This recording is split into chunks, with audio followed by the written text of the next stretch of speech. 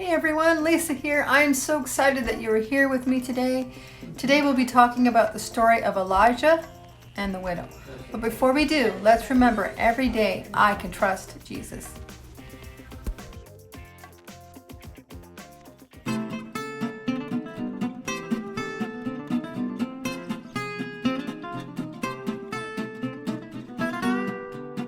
A long time ago, there was a drought in the land of Israel. This means that for a very long time there was no rain and all of the land was dry. During this time, there was a man named Elijah. Elijah was a prophet, so he spent his time traveling the land helping people and speaking on behalf of God. During this drought, God had instructed Elijah to camp out beside a small brook called Cherith. There, God provided food for Elijah brought to him by ravens and water courtesy of the brook. But after a while, the brook dried up. So God told Elijah to get up and go to a town called Zarephath. Once he got there, there would be a widow woman that God commanded to feed Elijah. Hearing this good news, Elijah set off towards Zarephath. When he arrived, he went out and found the woman that God had told him about. She was out by the city gates gathering sticks. Elijah called out to the woman and asked her to bring him some water. She was happy to help the prophet, but as she started to walk away, Elijah had a second request. He said, "Bring me a small loaf of bread as well." This may seem like a simple request. After all, it was only one piece of bread that Elijah was asking for, but to this woman, it was so much more. She called back to Elijah saying, "I don't have any bread. All I have is a handful of flour and a little bit of oil, and I was going to use what I had left to make one final meal for me and my son before we die." Elijah looked back at the woman and insisted that she use her flour and oil to make him a piece of bread anyway. And after that, she could make her small family a meal. He went on to tell her what the Lord had said. "The jar of flour will not be used up, and the jug of oil will not run dry until the day that the Lord sends rain on the land." The woman left and made the bread for Elijah, and when she had finished, she realized that what God had promised came true. There was still some flour and oil left. So she made a meal for her and her son to eat, and every time she went back to make bread during the drought, she always had enough. God did as he promised and multiplied her flour and oil until the day came when rain returned to the land. The end.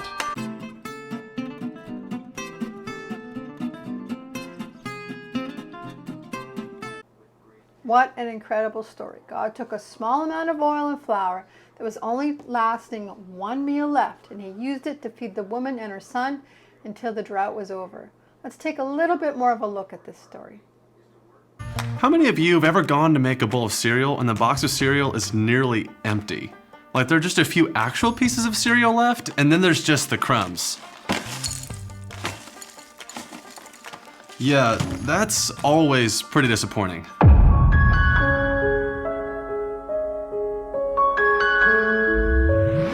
And then you go to the fridge only to realize there's barely enough milk left for your bowl. Oh, that is the worst.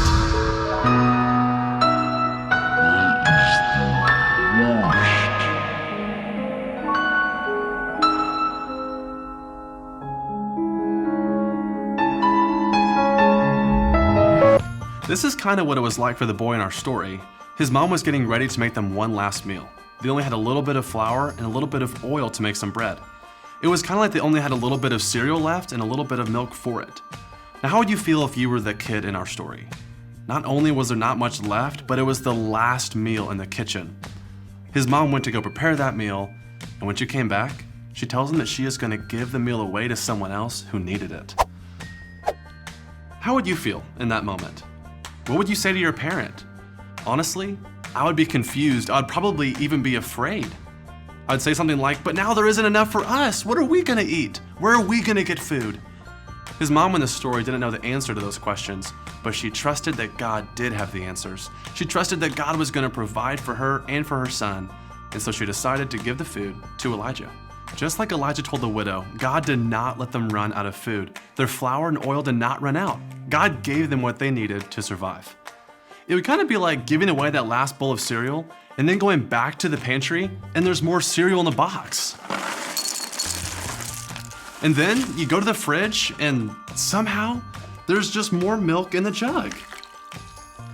You see, the widow and her son in the story didn't know where more food was going to come from, but they trusted that God would provide for them.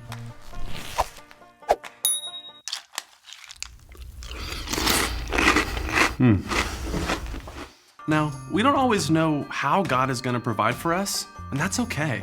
We can still trust in Him every single day to provide for what we need. Sometimes God will provide for you in ways that aren't so obvious. Or think about this. God provided for the widow by telling her to give. Still, she trusted that when she gave, God would give back to her and provide for her. God always provides for us. His ways are higher than our ways. We can trust in God because He is good and He provides for our needs. Everyone say this after me. Every day, I can trust in Jesus. We just talked about how we don't always know how God is going to provide for us, but that's okay. We can still trust in God in every single day to provide for what we need. If there's something that you are in desperate need of, like the woman in the story today, I would encourage you to talk to God about it. Ask Him to meet that need. Tell Him that you trust Him in that. And remember, every day we can trust in Jesus.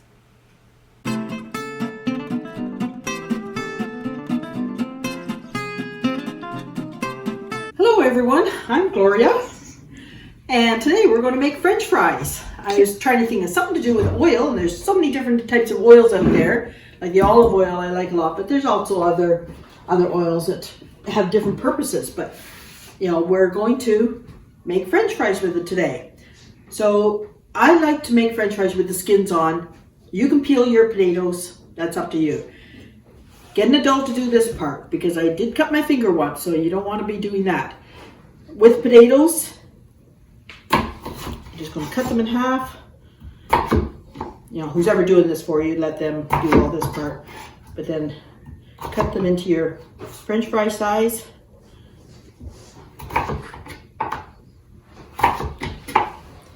So they're like shoestrings.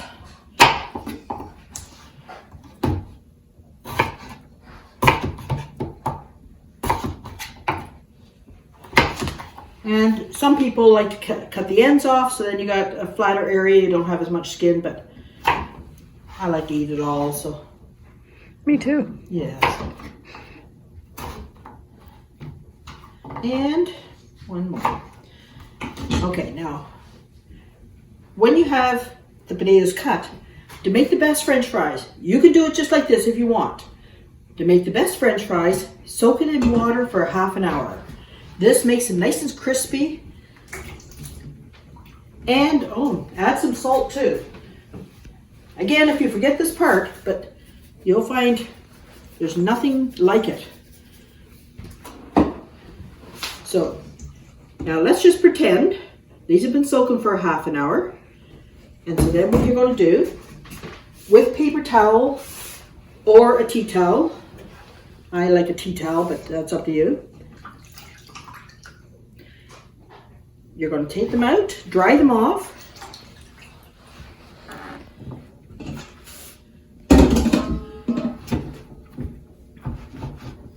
And one potato per person. So depending on how many you're making it for, this is just one potato here, and depending on the size of your potato too. And then you're just going to, you can do it in a bowl, or you can do it, okay, we'll do it in a bowl today. Where you're just going to mix in your oils.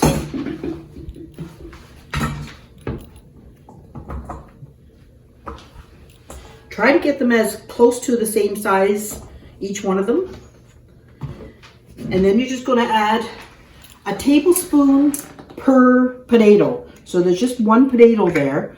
So just 1 tablespoon. So that's about a tablespoon. It doesn't take very much. If you're doing for 3 people, 3 tablespoons. Add some spices to it. Again, you can, there's certain spices you like. I've got a spice here that's salt, pepper, and garlic. So I'm just going to add a little bit of that. And then paprika. It gives a nice flavor, plus it gives a little bit of redness. And then with that, the other way to do this is if you've got a baggie, put them in the baggie and put your oil in there.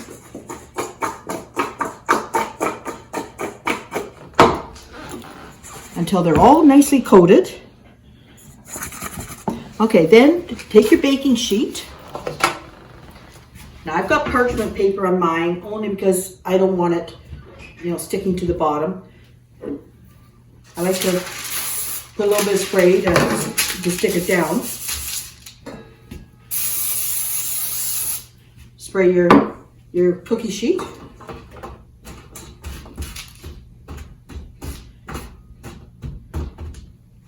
And this is all you're going to do. Now you're going to put this in the oven at 425. So you want a really hot oven because you want them to get nice and crispy.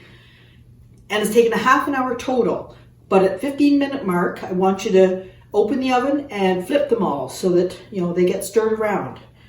Now, I've already gone ahead and done this. They've been in for almost the time.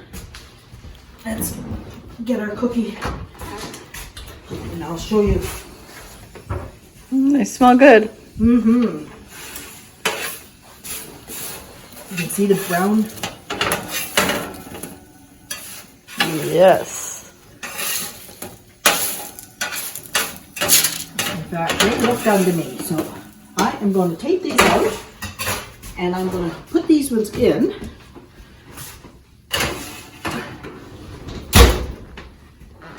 And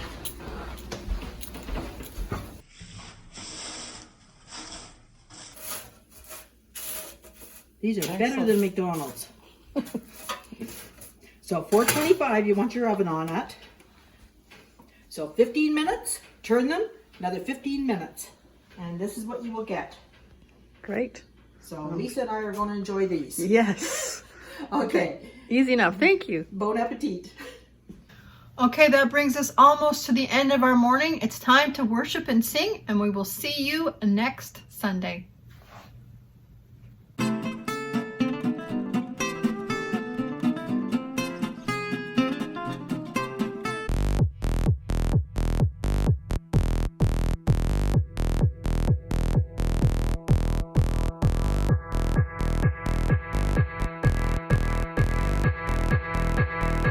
It's time to play some music.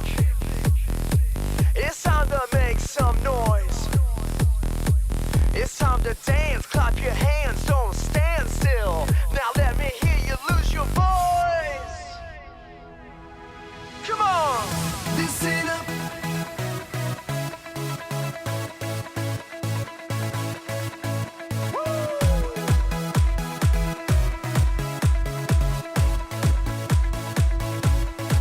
Let's go.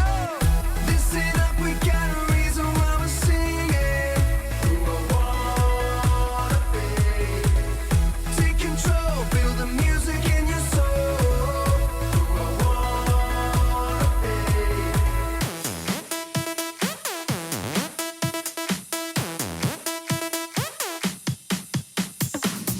I'm a child of God, you know it. Hey, I was born for this. It's why I was made. Don't have to be afraid, 'cause I know that I am saved. A child of God, that's who I wanna be.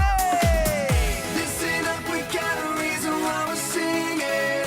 Who I wanna be. Take control, feel the music in your soul.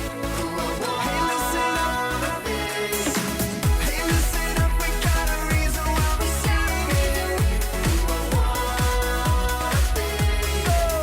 Take control, feel the music in your soul. Who I wanna be. Now put your hands up high.